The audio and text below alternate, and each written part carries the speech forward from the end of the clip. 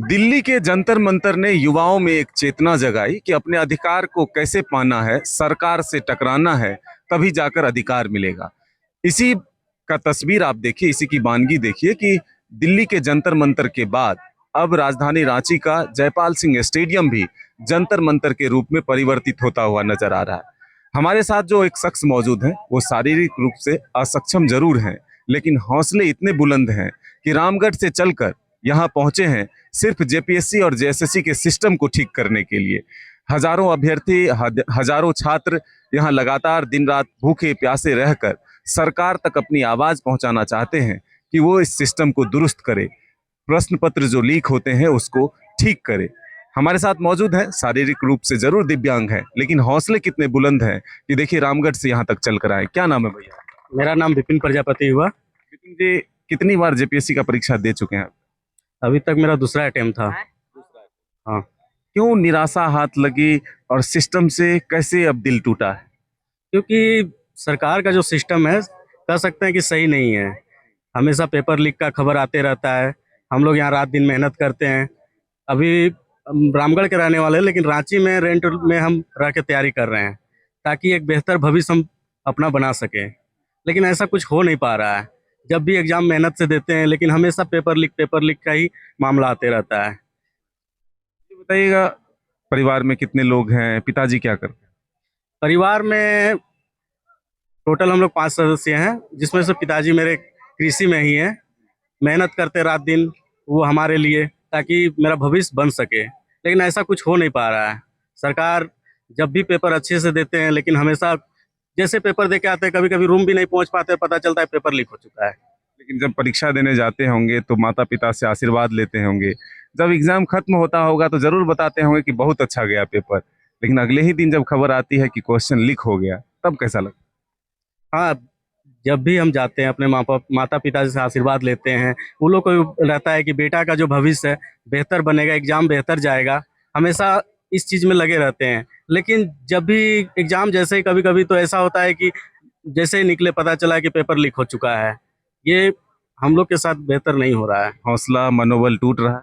हाँ, मनोबल भी टूट रहा है और कहीं ना कहीं हमारा जो समय है वो भी धीरे धीरे बीतता जा रहा है। क्योंकि एक लिमिट हम लोग को दिया जाता है घर में कि आपको 3 4 4 साल आप तैयारी कीजिए, जो भी पैसा लगेगा हम देंगे। लेकिन अगर पेपर लीक होते रहेगा तो हम लोग का तो समय बर्बाद होते ही जा रहा है।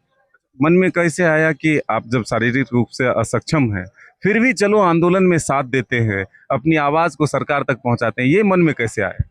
मन में ये मेरा शुरू से है। शारीरिक रूप से भले हम सक्षम नहीं हैं, लेकिन ये हौसला शुरू से ही मेरे पास है कि कुछ भी करना है अपने दम पे करना है। इसलिए यहाँ पर आ गए? हाँ, इसीलिए आ गए और हम हमेशा इन लोग के साथ रहेंगे। जब तक हमारी सरकार हमारी आवाज़ नहीं सुनती है, हम सरकार से रिक्वेस्ट करेंगे कि हमारी बात को जरूर सुने और जल्द से जल्द हमारे भविष्य के बारे में सोचे। दिल्ली के जंतर मंतर ने युवाओं को जगाया है कि भाई तुम अपनी आवाज से सड़क पर उतर कर कि कोई भी सरकार हो उससे अपने हक अधिकार के लिए लड़ाई लड़ सकते हो, टकरा कर तुम अपने अधिकार को पा सकते हो।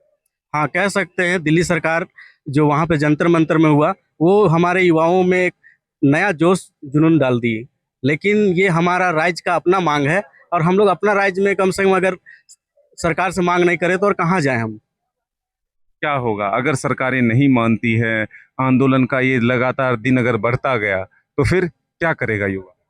देखिए, ये तो समस्या है, लेकिन हमारे भरोसा है कि सरकार हमारी आवाज़ जरूर सुनेगी। क्योंकि सरकार को हमने लाया है और सरकार हमारी बात को जरूर मानेगी। इसी उम्मीद के साथ हम लोग अभी भी हैं और डटे रहेंगे। युवाओं के पास एक असमंजस की स्थिति ये भी है कि सरकारें कोई भी हो, चाहे बीजेपी की हो, जेएमएम की हो, कांग्रेस की हो, सिस्टम एक रहता है। सारी गड़बड़ियां लगातार शुरू से होती रही। क्या करेगा आखिर सरकार? किस सरकार पर भरोसा करेगा युवा?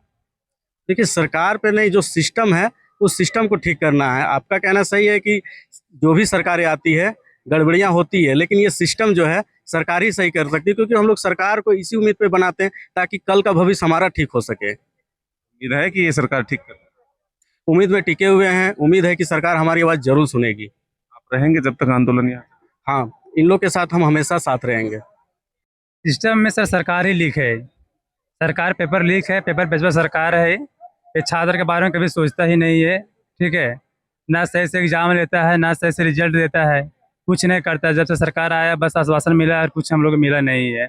देखिए हम लोग एलडीसी का मतलब 2022 में वैकेंसीज का आया, 2022 में वैकेंसी आया, फिर 23 में इसको रद्द कर दिया, फिर 24 में आया, फिर फॉर्म फॉर्म मतलब फिर से भरे, फिर रद्द कर दिया, फिर से 2024 के दिसंबर में आया, फिर वैकेंसी फिल किया, 26 को आने को है, अभी तक एग्जाम नहीं हुआ। दो बार एग्जाम कैलेंडर आया लेकिन एग्जाम नहीं हुआ, बस कैलेंडर आया, आश्वासन मिला। आज 4 साल बीत गया सर, हम लोग कहाँ जाएंगे? दूसरा हम लोग पढ़ भी नहीं सकते ताकि इसका सिलेबस अलग है, इसमें टाइपिंग अलग सीखना पड़ता है, 1 साल टाइपिंग सीखने में दिए हैं, टाइपिंग का क्वेश्चन अलग से बनाना पड़ता है, पेपर लैंग्वेज अलग है कि जो हम लोग कहीं काम नहीं आएगा। जो पढ़े हैं 4 साल से वो कहीं और काम नहीं आएगा हम लोग को। हम हजारीबाग से आए हैं। जी सर। हाँ उम्र है तो अभी 22 है, मतलब एज हो रहा है।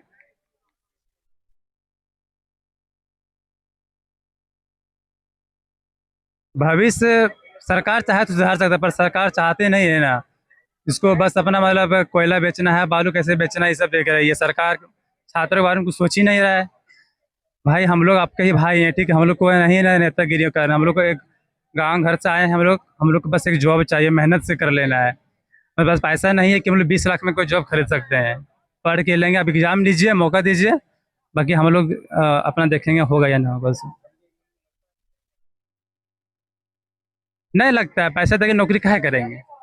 मेहनत से करेंगे, पैसा देके नौकरी काहे करेंगे? पैसा कमान सिस्टम ही बना है, पैसा हम लोग दे भी नहीं पाएंगे ना, कि हम लोग गांव घर से आते हैं, अगर पूरा अपन खेत जमीन भी बेच देंगे ना, फिर भी 20 लाख रुपये हम लोग नहीं कर पाएंगे सर।